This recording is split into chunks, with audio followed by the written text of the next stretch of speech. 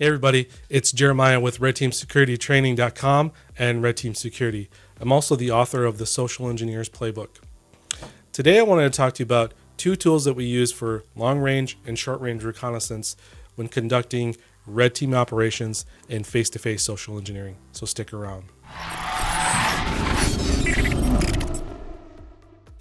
All right, so let's get started with the tool that we use for long-range reconnaissance during social engineering engagements or red teaming engagements. So the first tool that we use for long-range reconnaissance is the Nikon Coolpix P900.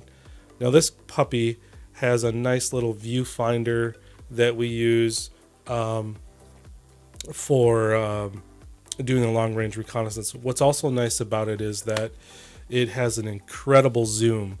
Now this guy, I think it boasts up to, I don't know, it says somewhere on here, just an incredible zoom, and we've proved it. In fact, you can do a Google search for this, and I think it's on YouTube. You'll find all sorts of videos of this doing a zoom in on the moon, and you can see with incredible accuracy. I guess it says that it's 83x optical zoom and full HD because it does video recording as well. There's a little microphone here on top, but there are some pretty incredible pictures that we've taken in very low light situations, and this has really come through for us. I'll post some pictures as we go along here, and in fact the zoom in combination with the low light capabilities really allows you to kind of really get up on a target, see some really quality detail, and understand what sort of things you might be under, especially for if you're going if you're using us on a red team operation, or maybe your social engineering operation is face to face and you want to do a little bit of stakeout and understand what sort of physical security controls, maybe some entrances, some cameras. This guy will help you do that from a long range. We've used it many times.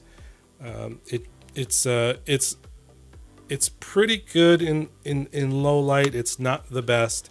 There may be other cameras that may serve you better. This is something we've had, I think, for about 2 years or so, and so far it's proved to be a pretty valuable tool for us. So again, the Coolpix, the Nikon Coolpix P900, great for social engineering, face-to-face, physical, and red teaming operations that involve physical security or physical penetration testing. Recommended. Okay, the other tool that we use for a little bit shorter range reconnaissance, and actually this is kind of a combination tool. We use this for shorter range reconnaissance. We capture video in this respect. The tool that we use is the Canon XA35. It's a really nice, I guess they call it a prosumer camera. It's very nice, and it comes with probably a pretty hefty price tag. I mean, it's not something that's going to be hundreds of dollars. It's going to be a little bit more than that. The main thing that we use when we're conducting red teaming operations is that when we start to infiltrate a target location, we'll use the infrared capability because we're usually doing that at night. And so I know you won't be able to see in here, but there's a little switch right here that allows you to turn on and off the infrared capability. And the infrared capability for this is pretty decent. I would probably say better than average. The drawback here is that it's got a pretty bulky body to it, so you kind of have to be careful. The nice thing about this little handle here, which is what we use to kind of track and hold it and make sure we don't sort of drop it or anything. It does get dusty depending upon especially when you're out in the field. So you may want to clean it pretty regularly. But in terms of a camera that you can use for a number of different things, again, like the body is pretty big. For a prosumer camera, it has some of these XLR inputs for like microphones and things like that. You can use the onboard microphone when you're capturing evidence as you're infiltrating into an environment.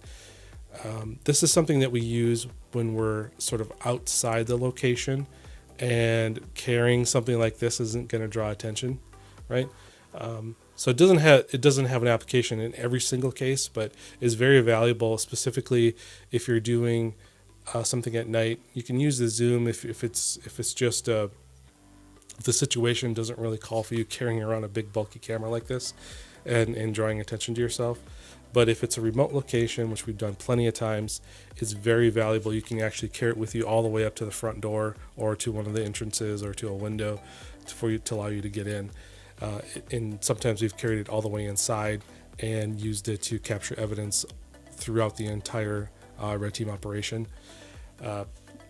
So it has been proven to be very valuable. Again, not right for every scenario because it's big, and unfortunately you tend to have a person dedicated to sort of carrying it around. So you have I